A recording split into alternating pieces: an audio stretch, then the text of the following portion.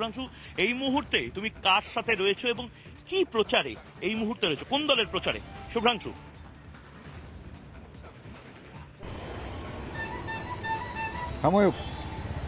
হ্যাঁ, আমরা এখন যে জায়গাটায় আছি সেটাই বারাসতে আমরা যার সঙ্গে দাঁড়িয়ে আছি তিনি হচ্ছেন ফরওয়ার্ড ব্লকের প্রার্থী। তিনি প্রচারে ছিলেন, এখনও প্রচার চলছে, এখন গভীর রাত তাও প্রচার চলছে। আমরা তার সঙ্গে কথা বলবো।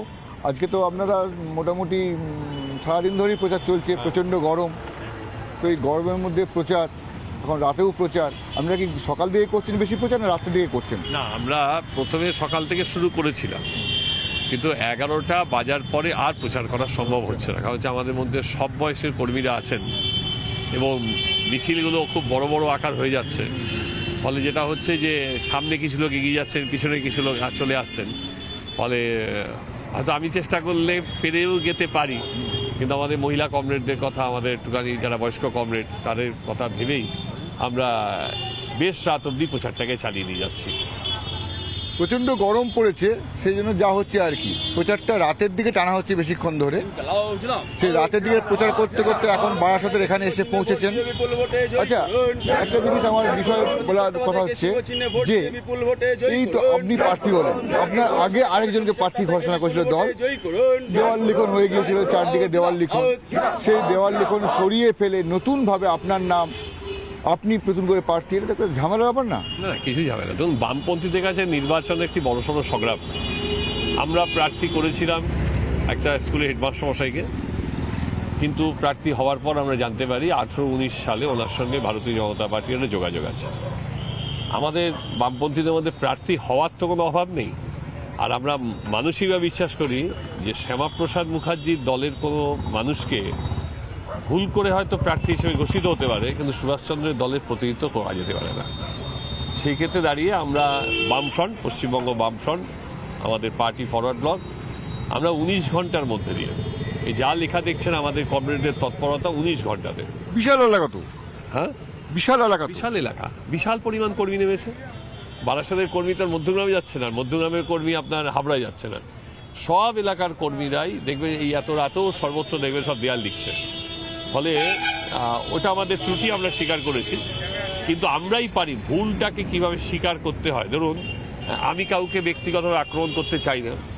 বিজেপি যিনি প্রার্থী হয়েছেন তার বিরুদ্ধে বিজেপির লোকেরাই ইলেকশন কমিশনে একটা ভয়ঙ্কর অভিযোগ করেছেন। এটা বিজেপি তাকে কিন্তু প্রত্যাহার করার সাহস দেখাতে পারেনি, কিন্তু আমরা বামপন্থীরা পেরেছি। না, আমি যেটা বলছি, আপনারা তো প্রথমে প্রার্থী করে দিলেন, তারপর আপনাদের মনে হলো আমাদের ঘরের মধ্যে বিজেপির লোক ঢুকে গেল, আমাদের ভোটে যে ভোটটা জেতার সম্ভাবনা, বেশি ভোট পাওয়ার সম্ভাবনা, সেই জায়গাটা কিছু হচ্ছে, এরকম একটা ভয় ছিল কি? না, কোনো ভয় না, ভয়ের ব্যাপার নয়। আমরা মানে জ্ঞানতই তাকে করেছি। এই অভিযোগটা আমাদের কাছে অজ্ঞাতে ছিল। কলকাতা থেকে যখন খবরটা এলো সঙ্গে সঙ্গে সিদ্ধান্ত করা হয়েছে ভোট বেশি পাওয়া কম পাওয়া না। বামপন্থীদের কাছে এই লড়াইটাই সেই লড়াই নয়।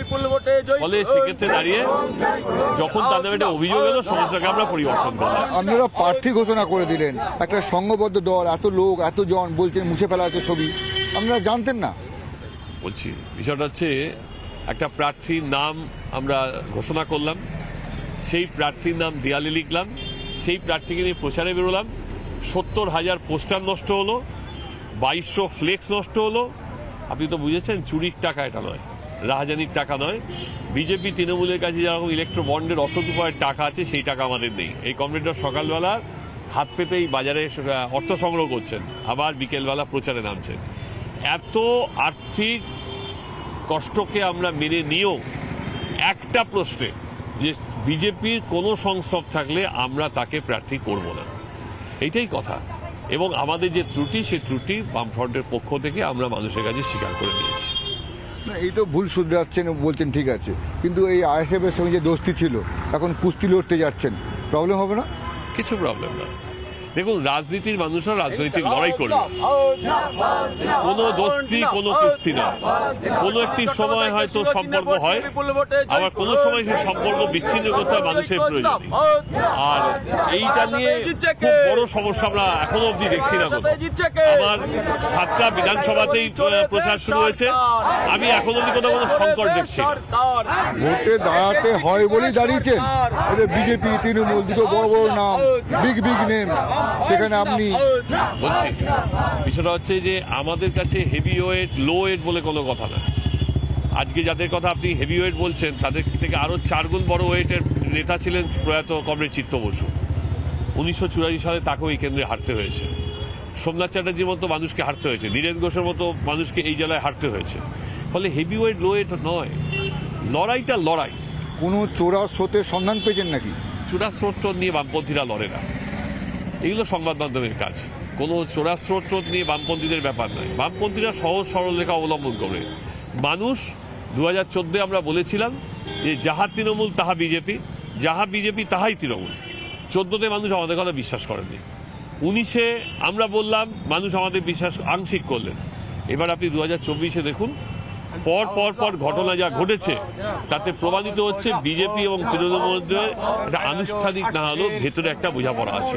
মানুষ নিশ্চিতভাবে তার বিরুদ্ধে রায় দেবে। আপনি তো এখানে ভাইস চেয়ারম্যান ছিলেন, আমি অনেকের সঙ্গে কথা বললাম, বলছি আপনি কি কাজ করেছেন?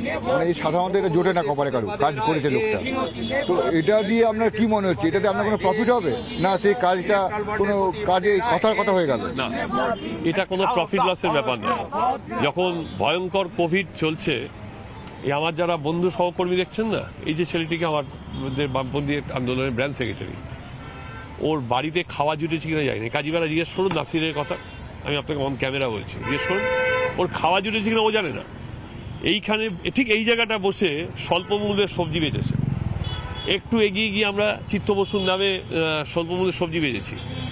750 করে লোকের প্রতিদিন বাড়িতে খাবার পৌঁছে দিয়েছি। বিধানসভা নির্বাচনের 2রা মে যখন ফলাফল বেরোচ্ছে তখন আমি অক্সিজেন লাগিয়ে বাড়িতে শুয়ে রয়েছি। 4ঠা মে আমার বাবা কোভিডে চলে গেলেন। আমরা কাজ করেছি মানুষের জন্য, চেষ্টা করেছি মাঝরাতে অ্যাম্বুলেন্স দিয়ে দৌড়তে, সব যান নিয়ে দৌড়তে, রক্ত পৌঁছে দিতে, ঘাড়ে করে কি বলে অক্সিজেন সিলিন্ডার নিজেরা তৈরি করে পাঠিয়েছি, স্যানিটাইজার করিয়েছি, নিজেরা স্যানিটাইজার মেশিন মানুষের কাছ থেকে সংগ্রহ করেছি, সেই জিনিস পৌঁছে দিয়েছি। আপনার কাছ থেকে এটা আমার আশীর্বাদ। মানুষ স্বীকার করেছেন যে আমি কাজের মধ্যে ছিলাম, মানুষ বিবেচনা করবে। দেখুন, এটা কোনো প্লাস পয়েন্ট হয়েছে। আমরা এখন আপনাকে বলছি, আমার ছাত্র অবস্থা থেকে আমরা বামপন্থী আন্দোলনের যুক্ত। আমার বাবা মা শিক্ষকতা করতেন। আমার দাদু 1937 সালে কলকাতা মেডিকেল কলেজ থেকে ডাক্তারি পাস করেছিলেন। আমি ছাত্র অবস্থা থেকেই বামপন্থী আন্দোলনের কর্মী। আজকে আমি পার্টি হোল টাইমার, আমি পার্টির জেলা সম্পাদক। ফলে আমাদের কাছে প্রফিট লস কিচ্ছু না। মানুষের প্রয়োজনে নামতে হবে, মানুষের প্রয়োজনে থাকতে হবে, এবং সেই কাজটাই বামপন্থী হিসেবে করেছি। এখন যদি মানুষ সেটা স্মরণ করেন, মানুষ যদি আশীর্বাদ করেন, এটা আমাদের কাছে পাওয়া। কি বলছেন আপনার কথা বলছো? আপনি নাসির, আমার নাম স্বল্প মূল্যের জিনিস বিক্রি করতেন? ঠিকই বলেছেন আমাদের প্রার্থী, আমাদের লিডার, যে আমাদের যখন কোভিড হয়, যখন করোনার সময়, যখন গোটা তৃণমূলকে যখন রাস্তায় নামার কথা, যারা সরকারে আছে তারা যখন ঘরে আছে, সেই সময় দাঁড়িয়ে আমরা বামপন্থীরা সকলে মিলে, আমাদের পার্টি, আমাদের ছাত্র যুব সমস্ত কর্মীরা মিলে আমরা এইখানে এই কাজীপাড়াতেই আমরা এখানে খুব অল্প দিনের অল্প সময়ের মধ্যে মানুষের কাছে যাতে আমরা পৌঁছে দিতে পারি খুব স্বল্প মূল্যে। কোনো প্রফিটের বিষয় না, মানুষকে জাস্ট ত্রাণ দেওয়া আর কি, মানুষের পাশে থাকা, সেই ভাবনা থেকে নিয়েই আমরা এখানে আমরা শ্রমজীবী বাজার করেছিলাম আর কি। প্রতিদিন আমরা চালাতাম, গ্রাম থেকে চাষিদের থেকে আমরা নিয়ে আসতাম, নিয়ে এসে আমরা অল্প পয়সা মানুষের মধ্যে দিতাম আর কি। এই কাজ এইসব তো করেছেন, এটাও তো করে বামপন্থীরা, এইসব কথা অনেক বলে। বামপন্থীদের গোটা পশ্চিমবঙ্গে তো রেজাল্ট কেমন গোল গোল না। দেখুন, বিষয়টা হচ্ছে গোল হওয়ার পেছনে যখন নানা রকমের শক্তি তো কাজ করছে। এই শক্তিটা কাজ করা শুরু করেছে 2009 সাল থেকে, যখন টাটাদের কারখানা হচ্ছে, যখন আমরা নন্দীগ্রামে কেমিক্যাল সাফ করার চেষ্টা করছি, তখন থেকেই আমাদের দেশের সমস্ত প্রচার সাম্রাজ্যবাদী শক্তিগুলো ঐক্যবদ্ধভাবে বামেদের বিরুদ্ধে লেগেছে। এখনো দেখবেন মিডিয়া খুললে দেখা যাবে একদিকে বিজেপি আর একদিকে তৃণমূল, বামেরা নেই। অথচ এত রাতে আপনি আমার সঙ্গে তো কত কর্মী সমর্থক দেখছেন। ভোটে পাওয়া যায় না কেন সেটা মানুষ বলতে পারবে, কিন্তু বামপন্থীদের যে কাজ, সেই কাজ বামপন্থীরা। মানুষ কি বিশ্বাসঘাতক? না, মানুষ কোনোদিন বিশ্বাসঘাতক হতে পারে কি না। বলছে? এ বলছে কাজ করেছে, যিনি বলছেন কাজ করেছি।